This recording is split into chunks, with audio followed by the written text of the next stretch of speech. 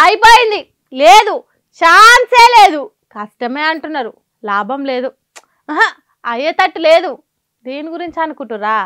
Party మారిన 10 మంది ఎమ్మెల్యేల పదవులు ఉండే ఛాన్సు అస్సలు కనిపిస్తలేవట. 3 నెలలల్లా ఏదో ఒకటి తేల్చాల్సిందే. ఎన్నేళ్ళు కాలం పొడిగించుకుంటా టైంపాస్ చేస్తారు? కోర్టులను తప్పుదో పట్టించినట్టు కాదా? ఇక మేమున్నది ఎందుకు అన్నట్టు సుప్రీంకోర్టు కోపం చేసిందట తెలంగాణ సర్కార్ మీద. ఇంకా కాలం పొడిగించుండని పార్టీ మారిన వాళ్ళు అడిగితే స్పీకర్ వాళ్లకు ప్రతికూలంగా అంటే ఎమ్మెల్యే పదవి ఊడగొట్టే నిర్ణయం తీసుకోనని చెప్పింది సుప్రీంకోర్టు. ఎప్పుడైతే ఈ మాట బయటికి వచ్చిందో పార్టీ మారిన ఎమ్మెల్యేల పానాలు గాలగలిసినంత పని అయిందట. ఎందుకని పార్టీ మారినంరా దేవుడా అని నెత్తి నోరు కొట్టుకుంటున్నారట. ఏదో జరుగుతుందని పార్టీ మారితే ఇంకేదో జరుగుతున్నది కదా అని వల వస్తున్నారట. ఆ 10 మంది ఎమ్మెల్యేల ముఖాలు మాడిపోయిన దోష తీరుగా అయినాయట. కొండ నాలుకకు మందు పెడితే ఉన్న నాలుగు కూసేటట్ట అయింది. అధికారంలో ఉన్న పార్టీలుంటే ఇష్టం ఉన్నట్టు దందాలు సెటిల్మెంట్లు చేయొచ్చు అనుకున్నారో ఏమో. ఉన్నది వాయే, ఉంచుకున్నది వాయే, చేసుకున్నది చెప్పకుండా వాయే అన్నట్టు అవుతున్నదట. ఏమున్నా ఈ 3 నెలలే ఎమ్మెల్యే పదవిలు ఉంటాం కావచ్చు. ఒకవేళ స్పీకర్ పదవిల నుంచి తీసేస్తే బై ఎలక్షన్లు వస్తాయి, దాంట్లో గెలిచే ఛాన్స్ ఉన్నదా? కాంగ్రెస్ పార్టీ తరఫున ఎన్నికలలో నిలబడితే జనం నమ్మి ఓట్లు వేస్తారా అని తలకాయ పట్టుకుని ఆలోచనలు పడ్డారట.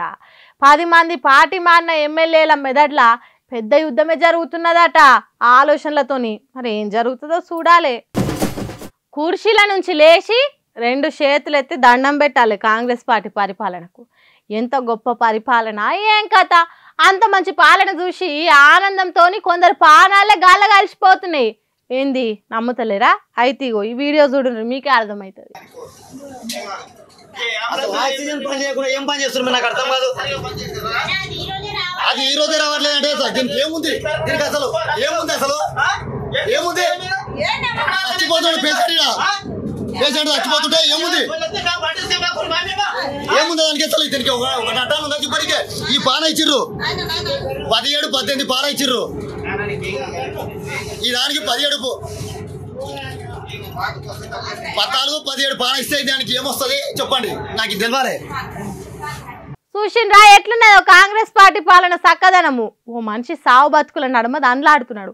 అంబులెన్స్లున్న ఆక్సిజన్ ఓపెన్ చేసే దిక్కు లేదు. ఏమవుతుందో ఏం పాడో అని మనిషితో ఉన్నోళ్ళు భయపడుతున్నారు. అరే ఆక్సిజన్ పెట్టుండ్రి శ్వాస ఆడతలేదట అంటే అది ఓపెన్ కాదు, డాక్టర్ లేడు. అంత ఆపతిలో చూస్తుంటేనే చేతిలో ఆయువు తీరిందట. మూసాపేట అనే ఊరు నుంచి మహబూబ్ నగర్ పట్టణానికి తీసుకుపోతున్నారట. పేషెంట్తో నుండే డాక్టర్ లేడు, ముక్కుకు మూతికి పెట్టే ఆక్సిజన్ లేదు. పాపం తనలాడుకుంటేనే జీవిడిచిండట బొజ్జయ్య అనే రైతు. చేను కాడ పని చేసుకుంటే షాట్ల నొప్పితో బాధపడుతుంటే అంబులెన్స్కు ఫోన్ చేసిండట. 108కు ఫోన్ చేసినా చాలా సేపటికి వచ్చిందట అంబులెన్సు. వచ్చిన దాంట్లో ఆక్సిజన్ లేదట. ఉన్నదాన్ని ఓపెన్ చేసి పెట్టేటోడు లేడట. ఇంకేమున్నది? కాంగ్రెస్ పార్టీ గొప్ప పాలనలా ఓ బక్క రైతు పానం పోయింది. దావుఖానల మంత్రి దామోదరం రాజనరసింహ తెలంగాణ ప్రజలను ఇంత మంచిగా చూసుకుంటున్నాడు. ఇంత సక్కదనంగా ఉన్న అంబులెన్స్లను చూసి సంబరపడదాం. పోతున్న పానాలకు పగ్గాలేసి పట్టి గుంజి పట్టి మనుషులను బతికిస్తున్నందుకు పండుగలు చేసుకుందాం. ఇందిరమ్మ రాజ్యం వచ్చిందని పండుగ చేసుకుందాం. ఏమంటారు? ఎవడు పుట్టించిండో ఎందుకు పుట్టించిండో తెలియదు కానీ ఆడోళ్ళకి 2500 ఇస్తురని పుకార్లు లేపిరట. ఖాతం ఇక ఇది తెలిసిందే లేటు. మన వాళ్ళకి ఎట్లా లైన్ కట్టారో చూడురి.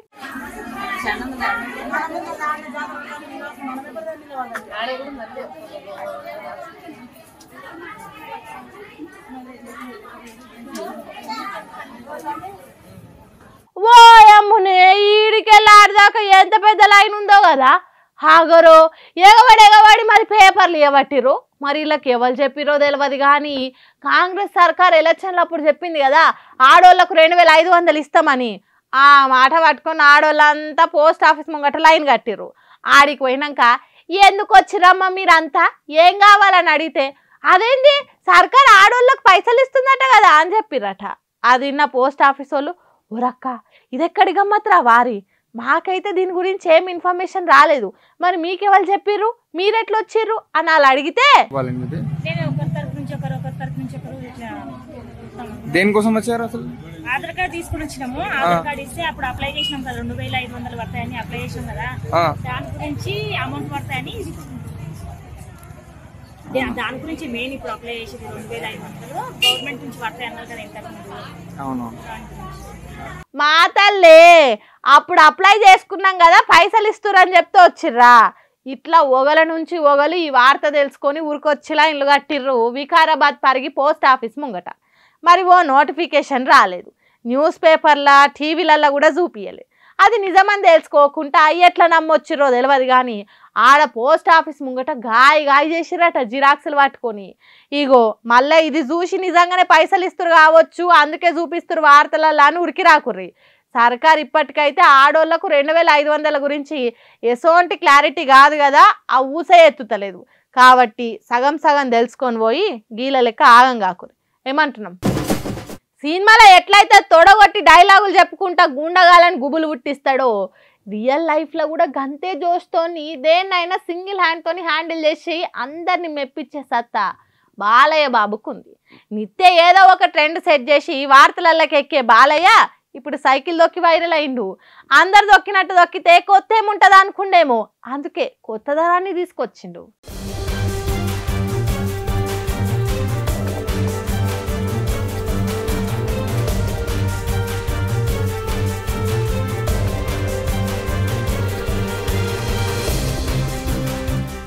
ఎవడ్రా దీన్ని తయారు చేసింది గాడిదా? సైకిల్ సీట్ ఎక్కడన్నా గింత హైట్ ఉంటుందారా? చల్ ఇట్లా కాదని వెనక సీట్లో కూర్చొని ఫోజులు ఇద్దాం. చూస్తేందుకు బాగానే ఉంది, కలర్ గిలర్ అంతా మన తెలుగుదేశం పార్టీదే, పసుపు పచ్చ కలర్ వేసిరు కానీ సీటుకి ఇట్లుంటుందారా? ఎవరు తెచ్చిర్రా దీన్ని? అడ్డగాడిదల్లారా అన్నట్టు ఫస్ట్ జర గుస్సా అయినా కానీ వెనక సీరి మాత్రం అడ్జస్ట్ అయ్యి వెనకాల కూర్చొని ఫోటోలకు ఫోజులు ఇచ్చిండు. ఆడగాదు ఈడ కాదు, ఏకంగా ఢిల్లీ పార్లమెంట్లో సైకిల్తో ఆడుకుంటుండు ఇట్లా. ఇప్పుడు ఈ వీడియోలు సోషల్ మీడియాలో బాలయ్య బాబు సినిమా డైలాగులనే పేరడి చేసి మరి మీమ్స్ వేసి వైరల్ చేస్తుర్రు అంతా. ఎంతైనా బాలయ్య తొడగొట్టినా కత్తి పట్టినా సైకిల్ ఎక్కినా వైరల్ అవ్వాల్సిందే. కష్టపడి చదివి సర్కార్ కొలువులు చేసుడు కంటే రాజకీయాలు చేసింది నయం అనిపిస్తున్నది. మరి లేకుంటే ఏంది, పార్ట్ టైం జాబులు చేసుకుంటా చిన్న చిన్న రూమ్లలో వండుకుంటా ఒక్కసారి పరీక్ష తప్పినా ఇంకోసారి ప్రయత్నం చేసి సర్కార్ కొలువులు తెచ్చుకుంటే చూడుండ్రి ఎట్లున్నదో పోలీస్ నౌకరీ చేస్తున్న ఈ కానిస్టేబుల్ పరిస్థితి.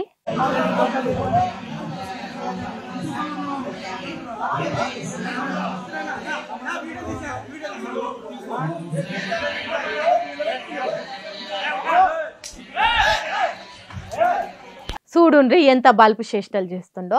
డ్యూటీలున్న పోలీసును అమ్మనాభూతులు తిట్టుడే కాదు, చెంప షెడేలు మన తట్టు పట్టు అని కొట్టిండు.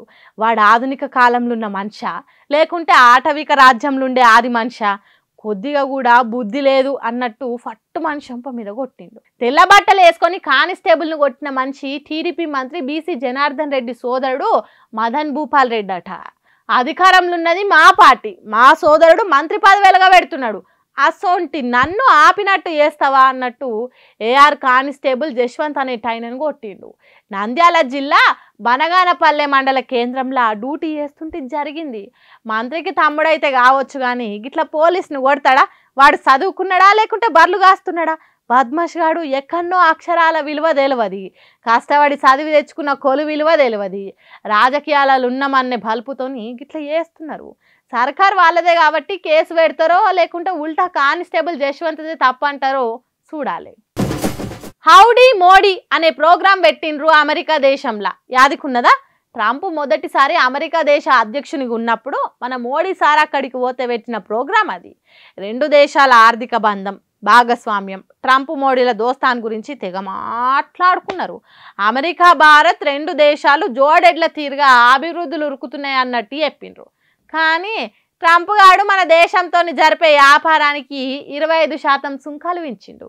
ఎవన్ పెళ్లి పెటాకులైన మంచిదే, మాకు పప్పు మెతుకులు దొరికిందే లెక్క అన్నాడట వెనకటెవడో. హగు అట్లనే చేస్తున్నాడు అమెరికా దేశం కంపు ట్రంప్ గాడు.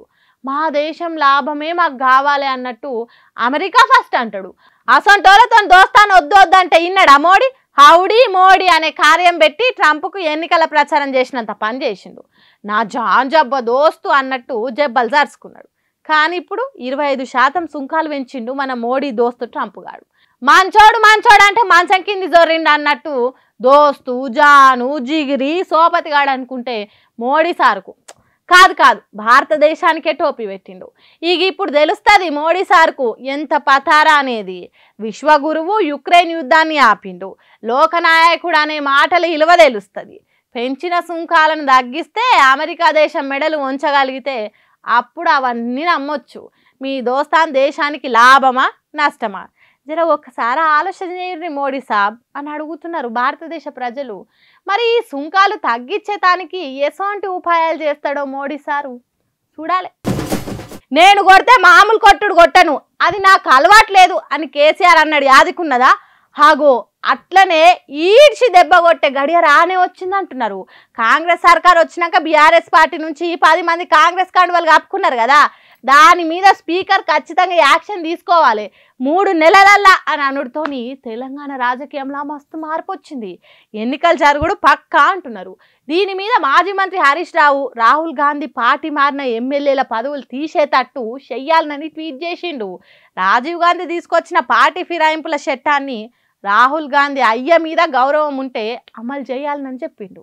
అదే ముచ్చట మీద కాంగ్రెస్ పార్టీ ఎంపీ సామల కిరణ్ కుమార్ రెడ్డి ఏమంటున్నాడంటే, స్పీకర్ నిర్ణయం తీసుకున్న దాన్ని బట్టి కాంగ్రెస్ పార్టీ కట్టుబడి ఉంటుంది.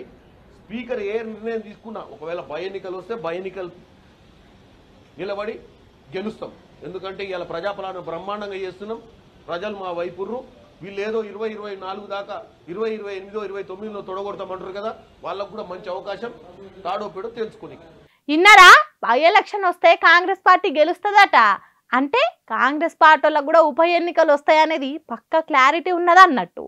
ఇదే ముచ్చట మీద కేటీఆర్ కాంగ్రెస్ పార్టీ 5 న్యాయాన్ని రాహుల్ గాంధీ అమలు చేయాలి, పార్టీ మారినోళ్లను తీసేపియాలి, మంచి నిర్ణయమే తీసుకుంటాడని నమ్ముతున్నా అని ట్వీట్ చేసిండు. దీని మీద స్పీకర్ గడ్డం ప్రసాద్ కూడా లాయర్లతో మాట్లాడి చర్చించి ఏ నిర్ణయం తీసుకోవాలనో చూస్తా అన్నాడు.